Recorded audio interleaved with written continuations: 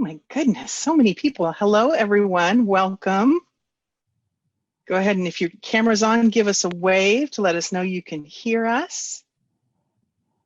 If your camera's not on, if you want to use the little reaction button to give us a thumbs up or a virtual wave.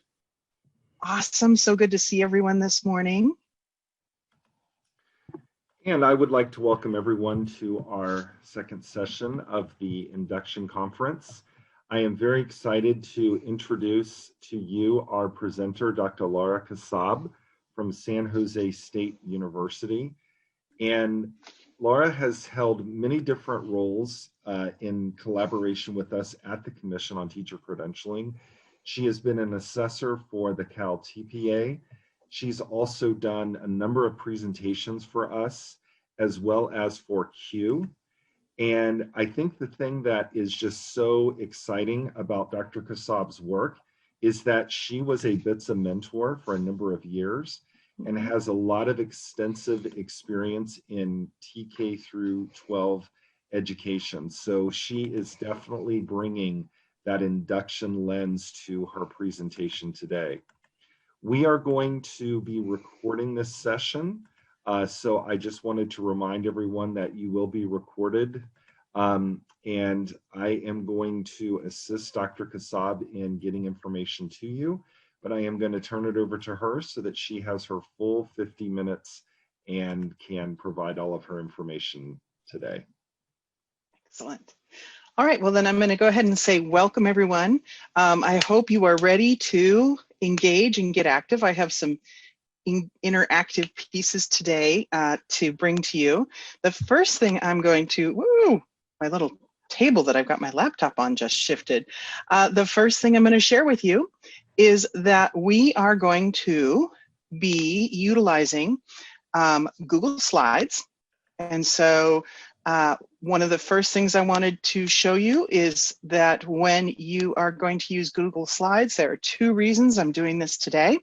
The very first reason is that as we go through Google Slides, and I know James has just put the link to the slides in the chat, I've made everyone who has the link have the ability to edit. So what I'm going to do is ask you to please not change any slides that have lots of text on them.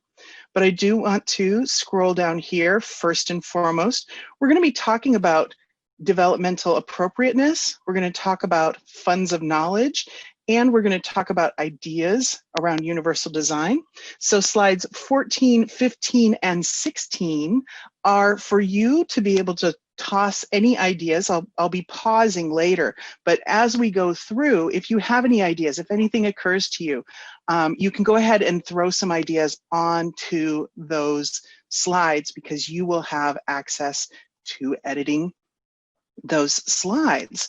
It's my philosophy as a former teacher for multiple years in K-12 that none of us is as strong as all of us. So I really want to make this an opportunity for us to be engaged with one another. The second reason that I want to utilize Google Slides is when I click this present button and it goes into our full screen mode and loads. I'm not sure if you all can see the control bars, but one of the things that is built in to Google Slides, here we go, I'm going to move that up there so you can all see the Google Slides toolbar down here, is closed captioning. And I have found that the Google Slides captions, while not perfect, are actually quite good for live broadcast. So Zoom and other platforms do have the ability to add captions and to utilize captioners. However, for those of us on a budget, it is very helpful to have captions built into our presentation software. So if you look down below, you'll see that I've got the caption feature turned on using Google Slides. So those are your first two tips and tricks and tools in the presentation before we even formally begin. So our agenda for today is going to be that I'll introduce myself. We're going to talk about Maslow before blooming online. We're going to do an SEL self check-in. And then we'll dig into the meat of developmental appropriateness, funds of knowledge, and UDL in online environments. I also have scheduled some time for questions and answers, so I may go very quickly and talk very fast. All right, so here are our 2 goals for today. If you will please read over these goals and then throw just one word from our goals, one word that resonates with you or that you're really curious about, and go ahead and throw that word into the chat.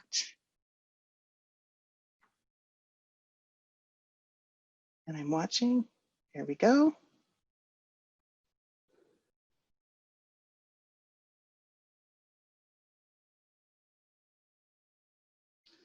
All right, and I teach a course at San Jose State called Creating Classroom Communities or Learning Communities. And one of the things that I do is I actually utilize my objectives, which that's what these goals are, is our objectives for the teaching for today, as a way to kind of suss out what are my students' interests and what is their background knowledge. So when I ask them to pop just one word or one phrase into the chat, and then I kind of scan through the chat, I can see what people are most interested in.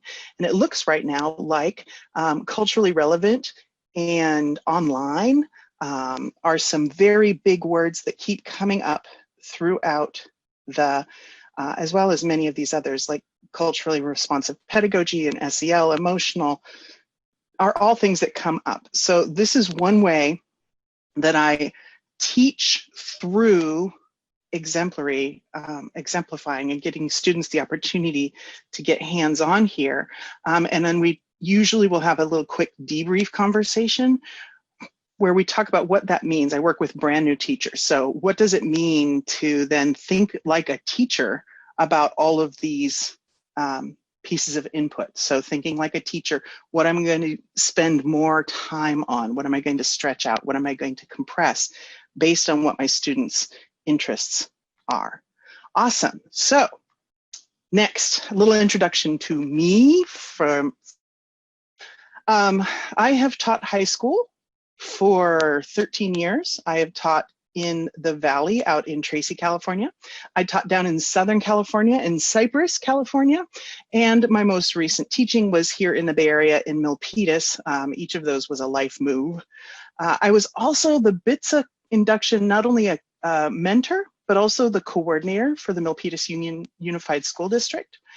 And in my roles throughout my teaching career, I've actually worked with the TPACK, the CalTPA, and the TPA. The areas that I have as expertise as a researcher are development of identity, assessment, and technology, all in education. And I have 3 images here for you that in my spare time, I foodscape my yard. I hang out with my dog Hide, and you can see him there. And I also like to make interestingly flavored pizzas. So the pizza you see here is a s'mores pizza. It's got chocolate and it's got marshmallows on a pizza crust. So I'm also going to tell you one more thing, and that is that I am actually legally blind. I can only see the things that I'm directly looking at. So I very much love people putting things in the chat, but I'm going to be asking James today to keep his eye on the chat. He will interrupt me if you ask a question there, because I won't see the chat and the screen at the same time. So we're going to go ahead and dive into our first activity. And James, if you'll go ahead and put the Poll EV link into the chat, we're going to use a tool called Poll Everywhere. And this is a free tool.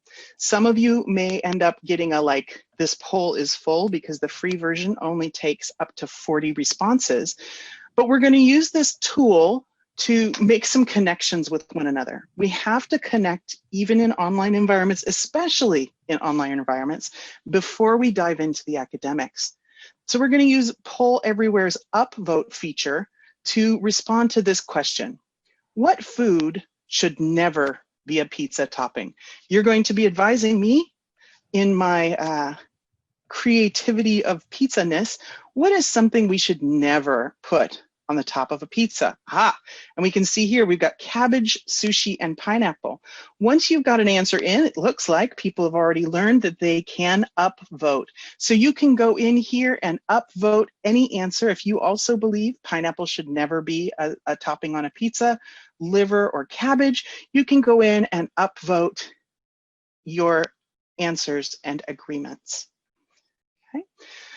So in addition to helping us connect with one another in a low stakes response, what you want to do when you're introducing people to new technologies online or in person is you want to give them low stakes content so that they can concentrate their cognitive load on learning how to use the tool.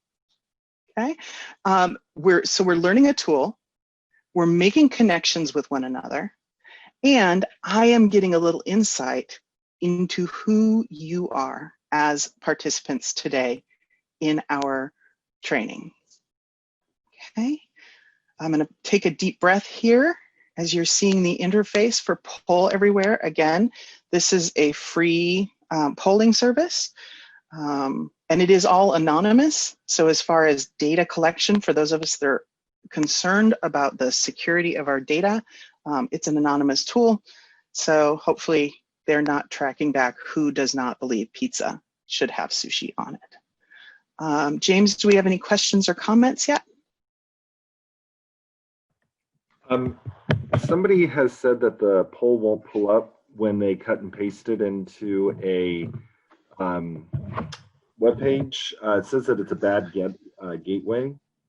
Okay. I'm not sure as to, it should just go from the link. Right. It may be, again, remember, the free version has a cap, and I believe we have more people today in our group than the cap. Right. It could also be, several people were accessing it at the same time.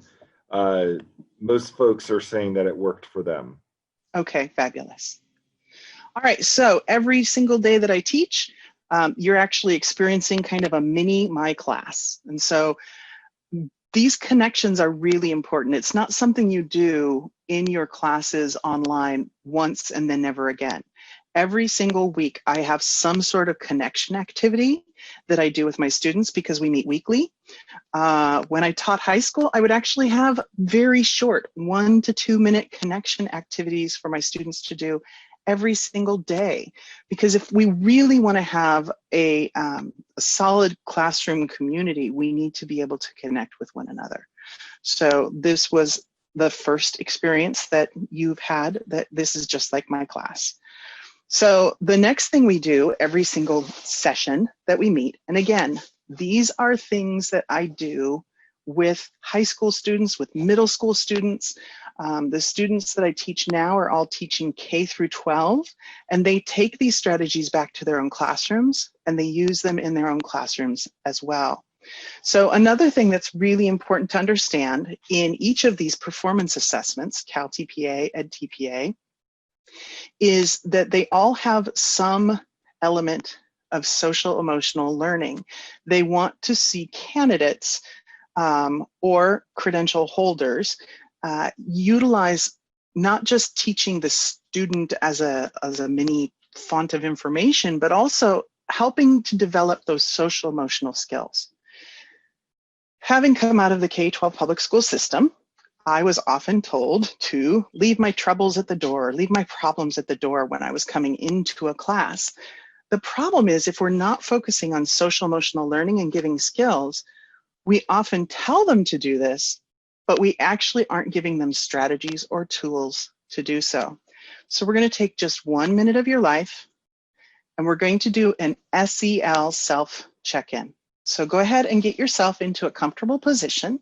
Okay, don't lay down because you could fall asleep, but get into a comfortable position. If you're seated, just make sure your shoulders are kind of in line with your hips, so you got a nice big area of your chest to be able to breathe from. And what we're going to do is we're going to just take a few deep breaths. So we'll try taking a deep breath before we add the next instruction. So everybody get comfortable. You can do this eyes open or closed. Take a nice deep breath in, and then breathe out. I find it really helpful to breathe in through my nose and out through my mouth. So everybody breathe in and out. And what we're going to do is we're going to do a little SEL self-check-in. It's essential that as we're doing this self-check-in, you acknowledge how you're feeling today, and then don't dwell on it. Don't feel like you have to beat yourself up about it. Feelings are feelings, and they're all okay. Okay? So take a deep breath in. And as you exhale, think about how you're physically feeling today. Go ahead and exhale. How are you feeling? How's your body feeling? Feel your skin. Breathing in and breathing out. On the next breath, do a little check-in with your mental state. Breathing in. Listen to your head. Do you have a lot of thoughts? Do you have very few thoughts? Breathing out. Breathing in. Breathing out. And on this last one, check in with yourself emotionally. How are you feeling as far as your feelings go? Take a breath in. Breathing out.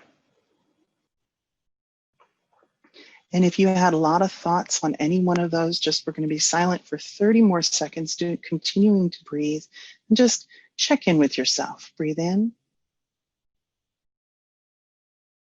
Breathe out. Continue to breathe on your own.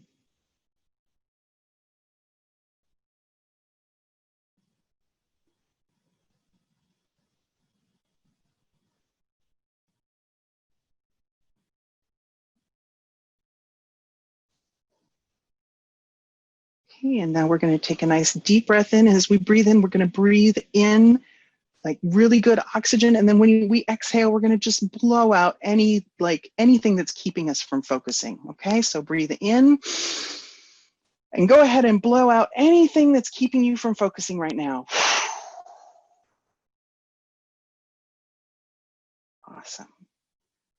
All right, so again, we do these different check-ins. We do a bunch of different decompressions.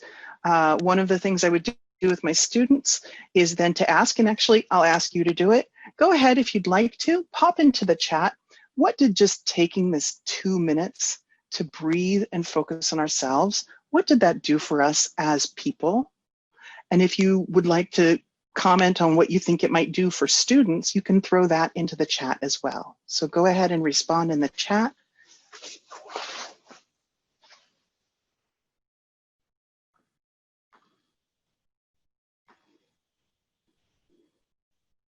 Okay. Excellent. So when we're talking about social emotional learning, it's not necessarily that you're overvamping your entire curriculum.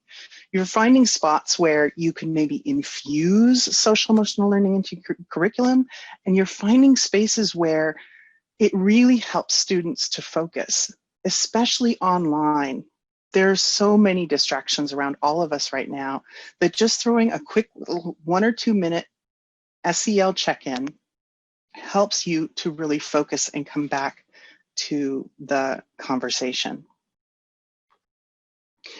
So one of the things that we want to think about is actually how some of the ideas in these performance assessments help us to get creative and to see affordances and opportunities, not just to see TPACK or to see the act of teaching online as something we have to overcome, but actually as something that we can really take as an opportunity to have conversations. And I just realized, as a person who is visually disabled, that the TPACK graphic that I pulled for you is not in English. So I'll tell you really quickly, TPACK is a theoretical framework for thinking about teacher thinking in using technology. So it's this idea that as teachers, we have technology knowledge, we have content area knowledge, and we have pedagogical knowledge. So we have knowledge of how to use technology and when, knowledge of specific subjects, and then we also have an understanding, a deep understanding of how students learn. And surrounding all of that is this idea of context. I would suggest going to tpack.org to go ahead and explore that in more detail. But really the core here is to think about how, when we are looking at this online environment, when we're looking at having to do things in a way that we haven't done them before, how can we actually be critical and honest and analyze our traditional practices? How can we look at what things will translate online, and what things maybe we could really take this opportunity to like blow up and go in a new direction? How can we be creative? And very importantly, how can we do all of these things collaboratively? You have great ideas that I have never had. I have ideas that you've never had. So the more we can collaborate with one another, the stronger our thoughts and ideas actually can become, and the stronger our practice becomes. So let's start by looking at developmentally appropriate online instruction. In the notes section for this slide, I've included quite a few links to some frameworks from other states, to some articles on really ways that we should be thinking as educators about how we're using this blended and online environment in healthy ways for kids. So we're going to take a moment here to actually practice again one of the things that we need to think about as far as health. Looking at a screen all day long can have negative impacts on your vision. So one of the things that the American Association of Optometrists recommends is actually something called the 20-20-20 rule. And that is every 20 minutes, by the way, this goes for books too, which was hard for me as a reader. Every 20 minutes of close vision, so looking at a screen, looking at a book, after 20 minutes, you should take 20 seconds and you should pull your eyes away, and I'm asking you all to do this right now, pull your eyes away from the screen and look at something that's about 20 feet away. So you want to just practice for 20 seconds, looking away from the screen, looking away from that close-up vision,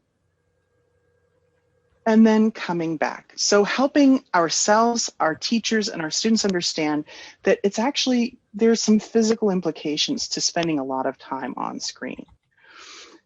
That is a 20-20-20 rule regardless of age, but we also want to encourage ourselves and our teachers to think about balancing synchronous and asynchronous activities and really thinking about developmental levels of kids as we're looking at trying to find this balance. There are schools that are attempting to do 6 hours of synchronous instruction per day. That's not really very beneficial for young people. We need to think about attention spans. We need to think about how we're designing activities to be engaging and how we're designing things so that students can do some synchronous work, and then maybe there's a little pause where they get up and they go and they do something asynchronous, like find a shape in their house or look out the window in their neighborhood to find something to come back and share, right? So again, this is where we want to really get creative with projects and project-based learning and thinking outside of the screen. So I have some links for project-based and community-based learning in the notes for this. So please be sure that you save that link to this presentation. If you'd like to go ahead and either post in the chat or go ahead and post in that blank slide about ideas for developmental appropriateness, that's slide 14, anything that is occurring to you as we are talking about developmental appropriateness. Go ahead and post a question. James, do we want to do Q&A as we go or Q&A section at the end? It's left up to you. Okay. We had some questions about getting the Google Slides, and I think we were able to get that taken care of. But I have not seen any other questions that have come in. Okay, so then I'll just keep going. Feel free to ask questions as we go, or we'll just have a nice chunk of time at the end to do questions. All right. Oh, I forgot to turn the captions back on. Sorry. All right, so. Well, Dr. Kassab, we do actually have one that was just come in. Excellent. Barbara asks, I'm wondering how this will translate to students with disabilities. If we ask them to leave the screen and come back, we may lose them. How would you deal with that? Excellent. So that's a great question. One of the things I would do is actually plan that leave the screen and come back to be something where it's a longer amount of time. Oh. I would also think about it as like half an hour to go and do something. We do want to think about the fact that the American Association of Pediatrics has kind of changed their guidelines for the number of hours of screen time in a day. But one of the things they did in their most recent revamp over the summer was recommend that students get an hour of activity, like physical activity a day. So thinking of ways that students can do what physical activity they can do, right? So if that's possibly backing the chair away from the screen and moving the chair around the room, if it's having someone move our chair and take us just outside of our front door to get a breath of fresh air and then bring us back in, thinking about all of those different ways that we can think about students with different abilities. And I would again strongly recommend that as we're planning lessons, we really take this opportunity. We're in classrooms that now have no walls. So we now have this great opportunity to reach out to our special education colleagues if we're mainstream. If we're mainstream, if we're special ed colleagues, if you've got some things you've seen coming in from mainstream teachers and you've wanted to like connect with that teacher and say, hey, let's do something like co-teach this together.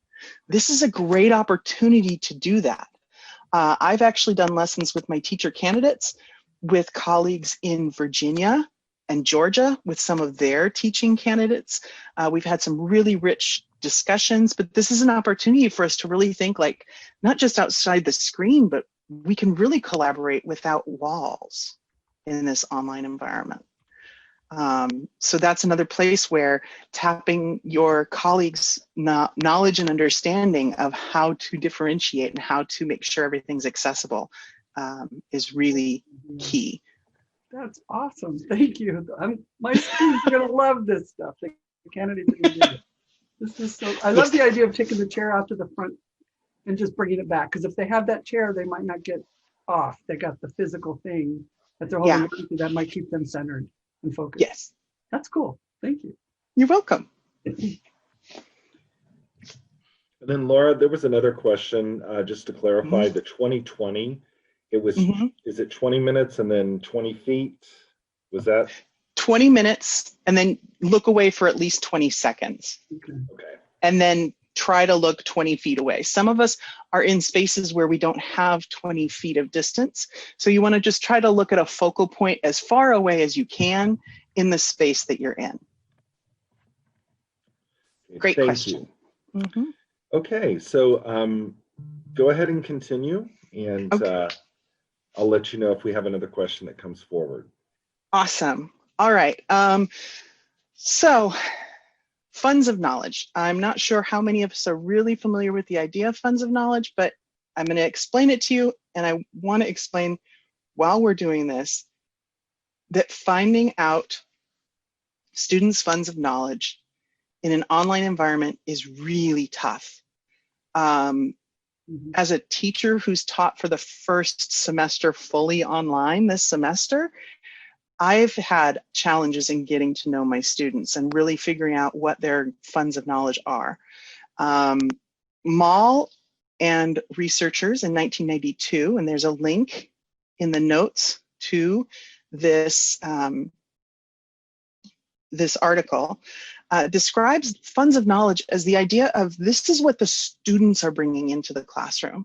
And it's not necessarily academic knowledge that the students are bringing in, but all of the rich cultural and subcultural knowledge and skills that they have from their home lives that they can bring into the classroom, and that if we as teachers find out what those things are, we can really leverage them for amazing online learning or face-to-face learning as well. So for instance, an example of that would be one year I was teaching English 1, which is freshman English, in a summer school class, and noticed from my survey that I did of my students at the beginning that they all loved video games. So one of the things I did, based on knowing that they had an understanding of how video games worked and liked video games, I created a grammar review project. And that grammar review project was having them design grammar-based video games for younger students. So I was able to take that fund of knowledge that I found my students had, which was knowing and loving video games, and then tweak that into a project that really engaged students. Now online, it's very challenging to learn these things because a lot of the time what we learn about students' funds of knowledge happens when we're passing them in the hallway, when we notice what kind of backpack they're wearing that day, when we see and connect to the Pokemon t-shirt that they're wearing, or that we see what they're eating for lunch that day. Like, so much of what we as practicing face-to-face teachers really do to learn our students' funds of knowledge happens in those non-academic in-between spaces. So one of the things we want to think about is how can we actually tap into, what are some ideas for tapping into those approaches to finding students' funds of knowledge. And one of the things that I've found is the more student-centered my teaching is, the more I learn what my students' funds of knowledge are. So opening up, I do regular polls and surveys. I do a poll before I even start, and I learned that from my elementary school teaching colleagues, is to do the tell me about your student home survey that I tweaked to tell me about yourself for future teachers, giving students options and asking them, what ways would you like information to come to you? I put up audio podcasts on topics that we're studying. I put linked videos that have the same content as the reading article that I have my students do.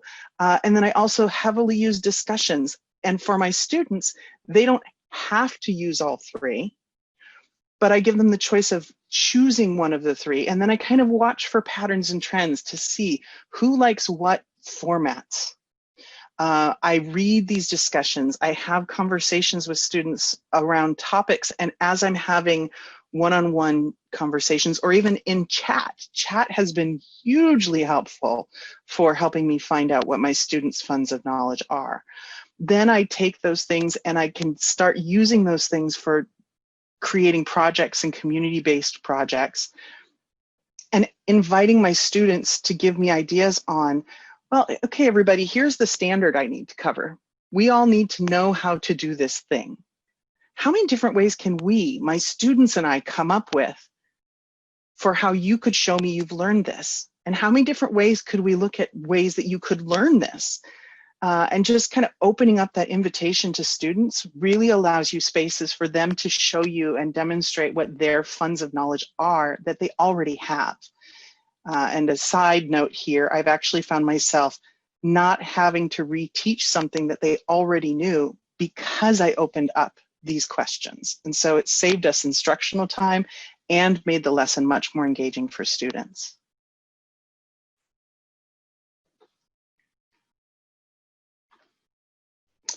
And that all connects, kind of segues into the idea of universal design for learning. So again, these are three big ideas in all of these performance assessments: developmentally appropriate, that we are looking at students' funds of knowledge, and then all of them also look at the ideas underpinning universal design for learning. The idea of a universal design for learning is that when we create spaces and scaffolds for students with specific particular needs, that if we actually make it open to all students, it does a couple different things. First of all, it takes away some of the stigma. As a person who is disabled, as a person who was a mainstream educator who had students with IEPs at the high school level who refused to utilize assistive technology because they were the only one in the classroom with that assistive technology and they felt like it called them out as different. I really truly believe that universal design for learning makes it less, it helps all students in the classroom, but it also helps students who really need the assistance to feel less self-conscious about using their assistive devices, right? If I'm the only one in the class with a laptop, suddenly everyone's looking at me when I pull out the device that's going to help me. But if there's a bank of laptops and laptop is an option for one of the ways that I can process information or one of the ways that I can produce information, and that's open to everyone in the classroom, suddenly I'm not feeling quite so self-conscious about actually utilizing the modifications and accommodations that are given to me.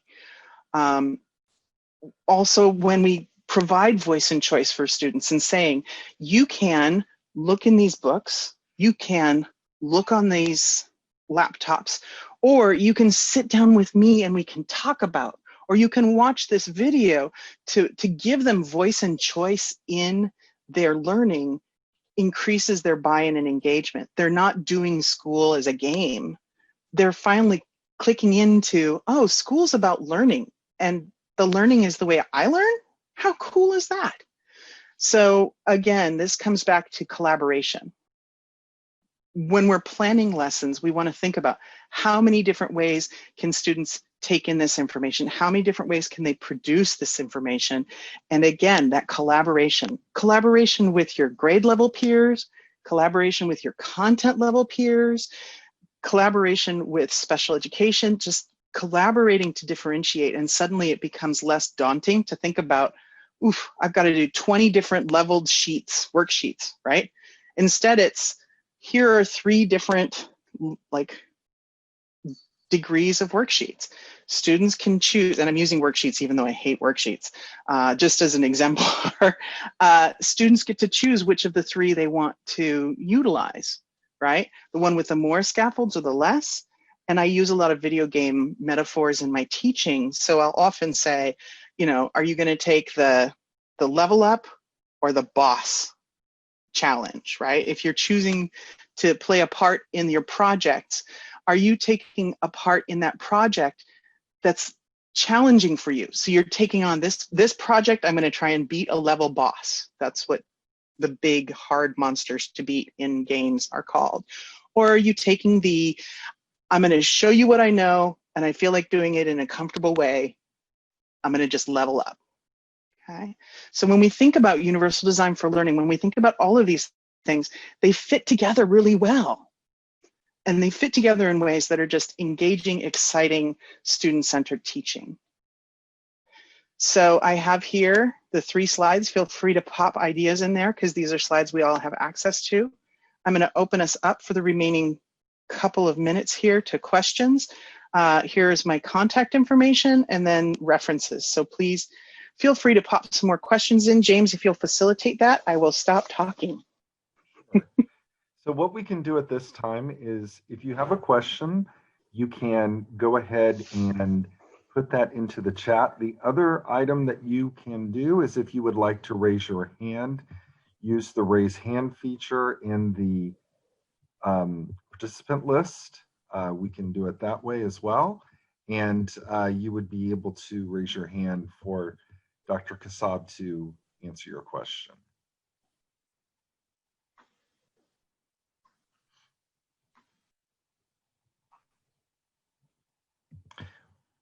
While we're waiting, Laura, could I ask you to share with some of the folks, because we, a lot of times in performance assessment with the CalTPA, we get some questions with regard to the use of educational technology and how that might work in different capacities for the students and how the teacher can facilitate that. Do you mind maybe speaking to that a little bit of, different ways that technology could be used? I'm thinking specifically of cycle 2 for the CalTPA. Would you be able to just talk to that a little bit? Absolutely. So when we're looking at ways in which technology can really be leveraged and utilized, we can think about technology being used simply as a replacement for our face-to-face instruction. So for instance, the polling feature that I used at the beginning today could be something that you would have normally done with like raised hands. Who likes sushi? Who likes pizza? Who likes something? But one of the things that doing it as a polling feature does is it ensures that every single student has a voice. And it also provides us with opportunities to kind of touch base with individual students. So Poll Everywhere is a tool that is anonymous, but many of our learning management systems have a polling feature that would then give you feedback on who gave what answer.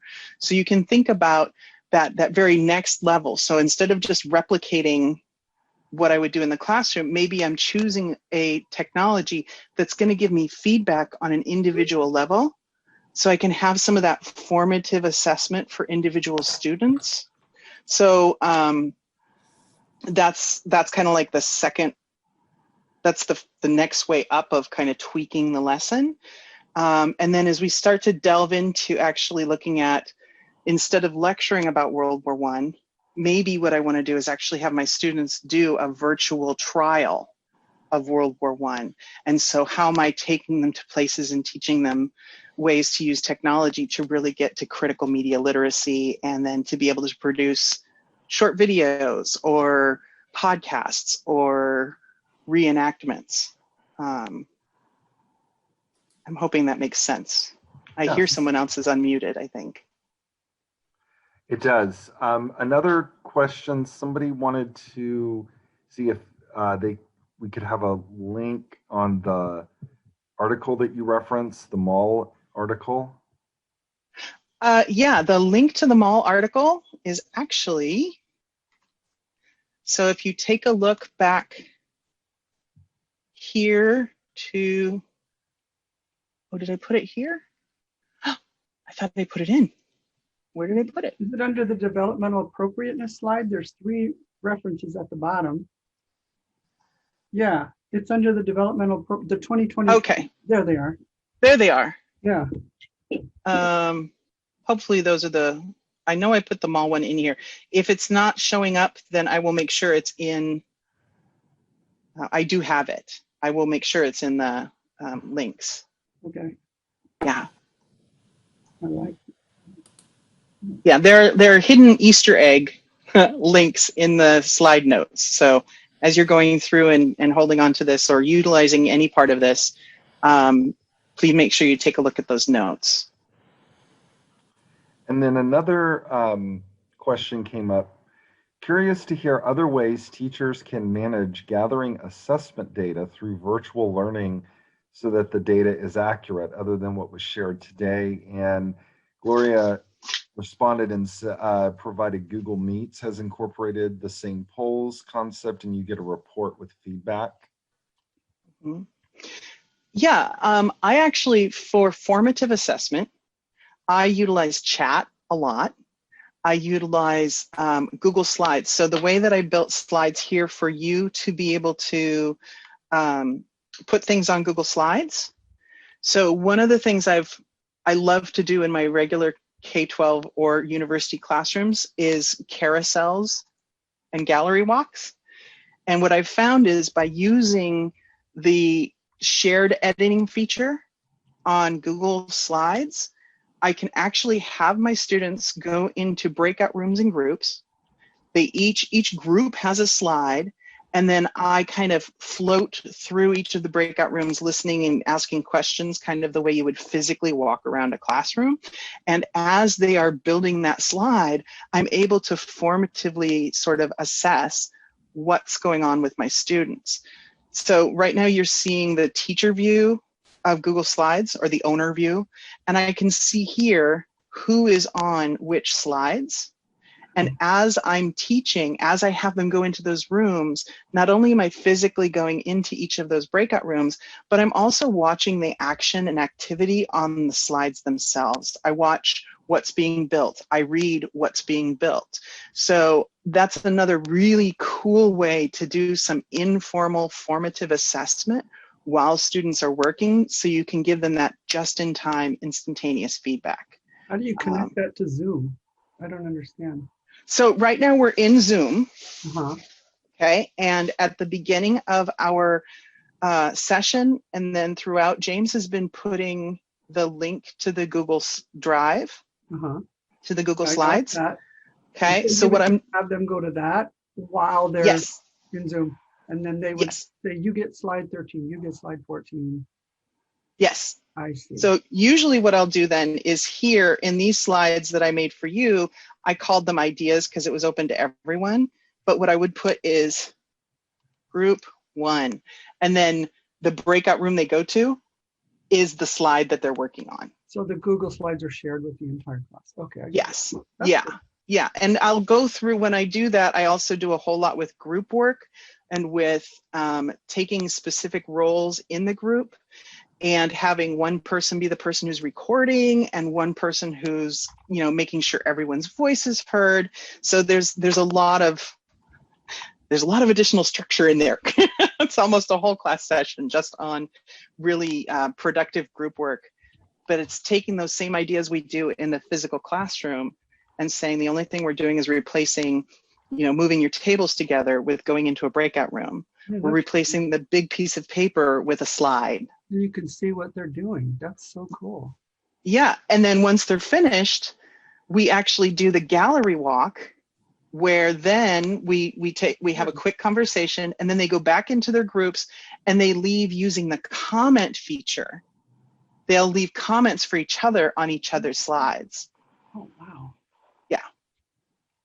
And so, Laura, this goes back to the question that I had asked earlier, which was effective ways to use technology, not just in the classroom, but, you know, also when we're thinking about helping candidates who do have the TPA on their preliminary, how to help them, you know, think of different ways of utilizing technology that's workable for their TPA requirement. Yeah, and there's absolutely nothing that says you can't, instead of using Zoom as the conduit to coordinate this Google Slides, you could do this in your own classroom with Chromebooks. So if you have a physical classroom, you're still just sharing the link to the document, but you can absolutely then do that in a physical classroom. You can, if you've got iPads, you can also use Jamboard. So when I want my students to do a collaborative, like collage activity. So one of the things we do in my class is design our dream classroom to then connect it to learning theory. And so they can draw on the Jamboard. They can pull in pictures of, like, if I had all the money in the world and all the space in the world, this is something I'd want in my classroom. So like my science teachers regularly put in a greenhouse. But those are some other ways that you part of it is kind of breaking what you think of assessment into like outside the box thinking. It's not just multiple choice. It's not just a response to a question, but it could be a collage. It could be a video. It could be a dance. You know, it's kind of breaking that into more of a broader idea of what assessment is. We had a presenter on Friday and used Jamboard for a continuum type of activity, and where their comfort level was with different things, which again, a great way to infuse some, you know, socio-emotional learning in with content to gauge students, you know, comfort level with certain ideas and topics. Well, and keeping in mind, whenever you introduce new technology, give them something fun to do. Don't immediately say, okay, here's Jamboard, and now we're going to go ahead and we're going to do a Jamboard of War and Peace, right? No, the first Jamboard you should do, the first Google Slides you should do. I had them do teams, and they came up with a picture just to learn how to put a picture in it, right? They're coming up with something fun and social and low stakes. So you're balancing cognitive load, because when we're looking at what the brain can handle, learning a new piece of technology is going to cause load on the brain. So make the first time they use that tool something fun to do that's not going to cause them to need to like remember who the characters were in War and Peace and what exactly happened. You know, make it something more like, you know, design a team logo, design a team name. Right. So Laura, we are at the top of our hour. It is 12 Yes. o'clock. Thank you so much for all of your excellent information. We're getting a lot of thank yous and positive messages. Thank you, Laura. Thank you to everyone who attended. Thank you, Laura. And this will be available mid-December on the YouTube channel for the commission.